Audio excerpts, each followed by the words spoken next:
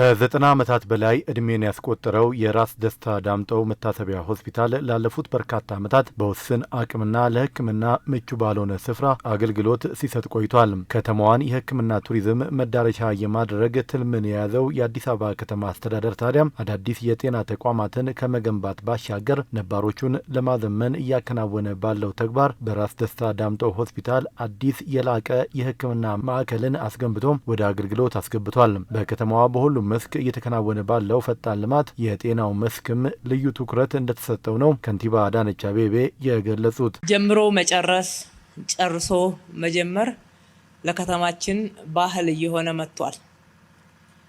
የዛሬ 5 ዓመት አካባቢ ህዝባችን መርጦ ኃላፊነት ሲሰጠን አንዱ ቃል የገባ ነው አዲስ አበባን የጤና ቱሪዝም መዳረሻ እናደርጋታለን የሚል ነበር። ያኔ በዚህ ፍጥነት የጤና አገልግሎትን ተደራሽነት በማዘመን በማስፋት እንዲሁም የጤና አገልግሎትን ጥራት በመጨመር ዘመናዊ የሕክምና መሳሪያዎችን ወደ ኢትዮጵያ በማስገባት እንደዚህ አይነት ለውጥ በፍጥነት ይመዘገባል ብሎ ያመነ ብዙም አልነበረም። የተናገርነው ልንተገብር ነውና በትክክል ደግሞ ለሀገራችን አስፈላጊ ነውና አዲስ አበባም ለሀገራችን ትልቁ የቤንችማርኪንግ የልምድ መውሰጃ በጤና አገልግሎት ደግሞ የሪፈራል አገልግሎት ማግኛ ቦታ ስለሆነች ይህንን ለማድረግ በእርግጥ ሌት ተቀን ስንሰራ ቆይተናል።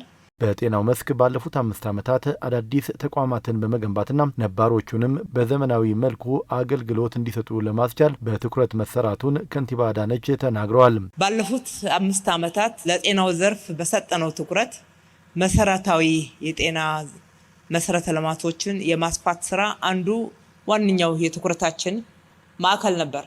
በዚህም ሂደት አዳዲስ 4 ሆስፒታሎችን 1/5 ሆስፒታል ደግሞ በከተማው አስተዳደር ክትትል በግል ሴክተር ተገንብቶ አገልግሎት ጀምሯል።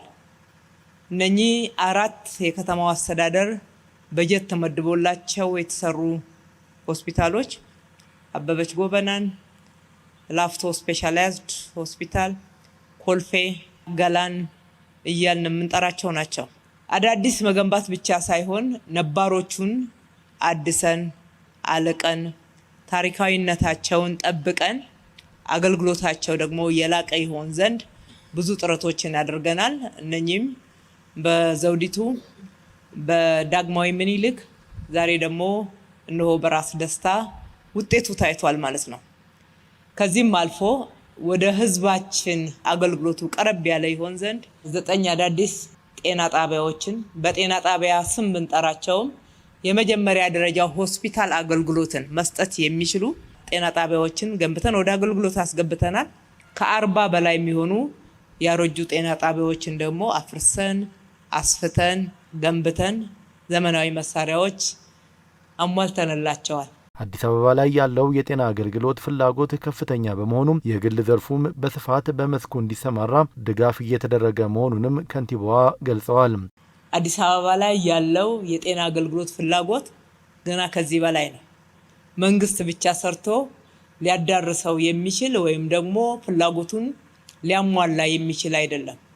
የግል ሴክተሩ የበለጠ እንዲሰራ እየደገፍን ያለነው በርካታ ሆስፒታሎች በግል ሴክተሮችም የተጀመሩ አሉ።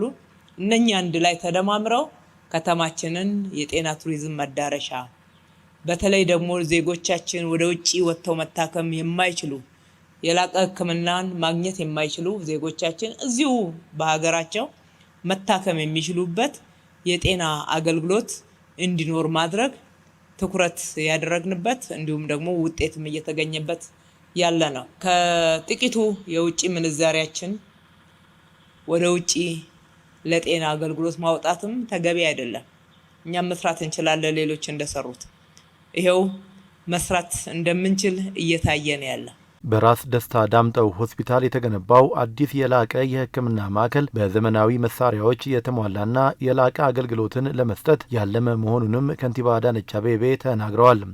በእርግጥ መጀመሪያ መጥቶ ራስ ደስታ ዳምጠው ምን ያክል እንዳረጀ አገልግሎት ለመስጠት በተለይ ለጤና ባለሙያዎች እዚህ ለምታገለግሉት ምን ያክል አስቸጋሪ እንደነበረ የጤና አገልግሎቱን ለምትወስዱት ታካሚዎችም በምንም አይነት በዛ ሁኔታ ውስጥ ማርካት እንደማይቻል ያየንበት ሁኔታ ዛሬ የተሰራው ምን ያህል የላቀ እንደሆነ እንድንናገር ያስገድደናል ማለት ነው። ይሄ በጥራት ተገንብቶ የነበረውን አገልግሎት በእጥፍ ማሳደግ የቻለው ዛሬ የመረቅነው ህንፃ ብቻ አይደለም። ውስጡ እጅግ በጣም ዘመናዊ በሆኑ በተለይ በ2026 የህክምና መሳሪያ ምርቶች የተሟላ ነው። ኤምአርአይ፣ እንደዚህ አይነት ኦክሲጅን ፕላንት፣ በኤአይ የሚሰሩ የዲጂታል ኤክስሬይ ላቦራቶሪ የመሳሰሉትን ማግኘት ምናልባትም በሀገራችን በፍጥነት ከጠበቅን የግል ሴክተር ውስጥ ነው የምንጠብቀው።